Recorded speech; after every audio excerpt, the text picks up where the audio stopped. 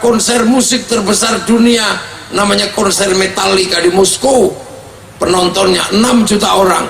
Diceritakan ini tidak akan mungkin dikalahkan. Ternyata begitu corona kalah sama BTS. Sekali konser yang nonton 100 juta orang lebih, seminggu 4 kali, sebulan 16 kali. Saya hitung selama 1 tahun keuntungan BTS, uang dunia yang ditarik sama BTS punyanya Korea sebanyak 1.250 triliun. Depan dunia kemana-mana sedang berganti. Dulu zaman saya sekolah ada konser musik terbesar dunia namanya konser Metallica di Moskow, penontonnya 6 juta orang. Diceritakan ini tidak akan mungkin dikalahkan. Ternyata begitu corona kalah sama BTS. Sekali konser yang nonton 100 juta orang lebih, seminggu 4 kali, sebulan 16 kali. Saya hitung selama 1 tahun keuntungan BTS, uang dunia yang ditarik sama BTS punyanya Korea sebanyak 1.250 triliun. Kita jual apa ke seluruh dunia? Getuk, mendoan. Mau jual apa kita kepada dunia internasional? Orang Korea sudah jual makanan Korea, orang Jepang jual makanan Jepang, orang Amerika jual produk Amerika. Kita mau jual apa? Mundul. Apa itu mundul Pak Jamal? Telo. Rambak. Loh, kita mesti mikir itu. Karena kalau sampean mikir ketemu jalannya, duniamu akan berubah. Orang mikir tae aja kayanya luar biasa. Bikin pabrik pempes itu karena mikir tae. Loh ya, itu karena mikir tae. Lah sampean jijik dengan tae, ya nggak pernah berpikir apa-apa. Orang mikir sama tak kotoran kuping, bikin pabrik cotton bud. Orang mikir gudale untu, bikin pabrik odol sama sikat. Kita nggak pernah mikir, cuma mikir kambing tok. Nah, mikir apa coba sampean? Orang mikir mencret bisa pabrik obat mencret. Orang mikir kasihan nggak bisa bisa bikin pabrik tul kolak.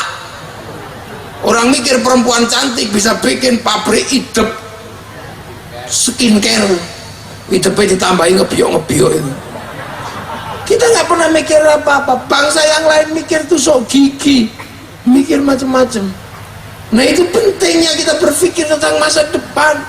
Jangan berpikir mundur ke sesuatu yang kita nggak bisa menghindarinya. Dunia ekonomi sudah maju ke depan, kita masih berpikir bank haram. Akhirnya kita terjebak. Begitu sampai mengatakan bank haram, jangan pernah pakai uang, karena seluruh uang produksi bank. Uang bukan produk KUD. Sampai kalau pergi haji jangan pakai bank, bayarlah uangmu ke pilotnya kalau mau. Jangan baca Quran, karena seluruh percetakan Quran utang bank sebelum dibeli oleh negara.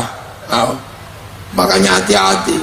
Rokok haram. Orang sudah maju begini masih mengatakan rokok haram. Ikut polanya kiai. Kalau ada ngerokok ditanya, kenapa kamu ngerokok? Karena saya nggak ngerokok, pusing kiai, wajib. Kenapa kamu nggak ngerokok? Kalau ngerokok kiai, pusing, oh haram. Lu gitu. Enak. Sementara kondisi realnya, rokok mensubsidi negara 475 triliun cukainya masuk negara. Kalau rokoknya kamu haramkan, ada 475 triliun uang haram masuk APBN. Artinya APBN-nya menjadi haram. Untuk membangun haram, untuk membangun jalan-jalannya haram. Maka orang yang mengharamkan rokok dosa lewat jalannya pemerintah. Mikir maju ke depan. Arab Saudi aja maju mikirnya.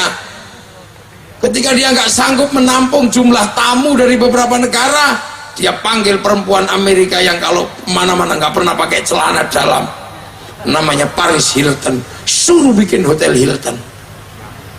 Dunia seperti itu sekarang. Perempuan kita menjadi cantik karena perusahaan Prancis pinter bikin bedak. Kalau bedak Banyumas dipakai rusak semua karena beras dideplok blunteng kabeh.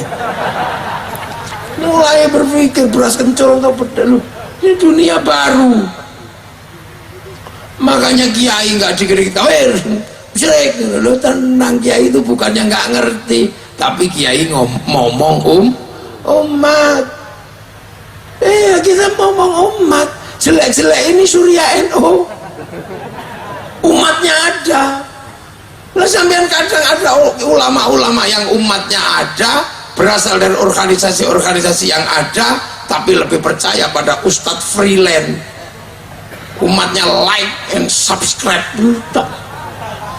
Nah ini mulai nah inilah, jadi hal-hal seperti ini belajar ya. Handphone yang sampean pegang itu menghantarkan kebaikan, bukan semakin menjauhkan dari kebaikan, bukan menambah dosa, tapi menambah pahala. Kita setiap hari share fitnah yang keluar dari orang-orang kalah. Kalau yang kita share presiden, jelas bisa kita share. Kenapa? Dia terpilih oleh ratusan juta orang. Nah sementara kita lebih percaya pada orang-orang yang pilpres kalah. Para pecundang percaya sampean goblok gitu. Punya istri lebih percaya kepada belantik sapi. Ya, salah sampean. Istrinya nggak dipercaya, lebih percaya pada tukang fitnah. Padahal ada orang-orang yang tidak mau memelihara kambing tapi pingin kambing. Akhirnya setiap ada kambing dibilang anjing. Kok anjingmu bagus? Anjing ini kambing. Jalan ke pasar, lu kok anjingmu bagus? Disampu berapa kali?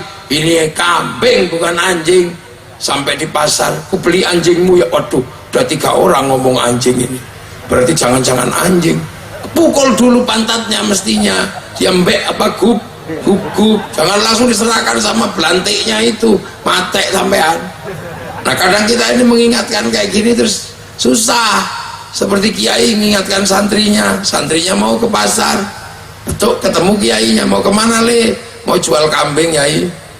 Oh ya, tak tunggakan, insya Allah laku. Alah kambing kok pakai insya Allah yai. Kalau nggak laku mahal ya tak jual murah. Mau jual aja kok pakai insya Allah. Sampai di pasar ada kerusuhan, kambingnya hilang. Begitu pulang ketemu kiainya, gimana kambingmu laku enggak? Insya Allah hilang kiai. Nanti kalau kita sudah kehilangan bangsa, kayak Timur kena Hoa, sampai sekarang menjadi beban bangsa yang gagal. Oh coba, beberapa negara gagal.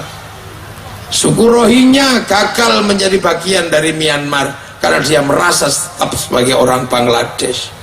Suku Uighur gagal menjadi orang Cina karena tetap dia merasa menjadi orang Turki. Orang-orang hippies gagal menjadi manusia merdeka karena mereka mengingkari kesepakatan negara di Eropa. Suku Kurdi tidak punya negara karena mereka tidak pernah mau masuk negara, merasa mereka adalah bukan bagian dari negara Arab. Hari ini mereka terlunta-lunta. Maka menjadi kebahagiaan luar biasa kita punya bangsa dan negara. Dan hari ini perlindungan terbesar kepada manusia adalah perlindungan bangsa dan negara. Dan kita punya Indonesia. Kita peringati kemerdekaan ini. Dan kita ternyata punya masa lalu, bukan bangsa kecil dan bukan bangsa gagal. Kita ternyata bangsa besar, sehingga kebesaran bangsa kita di masa lalu hari ini kita bisa nikmati menjadi bagian dari kebesaran bangsa di masa depan. Selamat ulang tahun buat NKRI yang ke-78. Semoga menjadi baldatun thayyibatun wa rabbun ghafur. Assalamualaikum warahmatullahi wabarakatuh.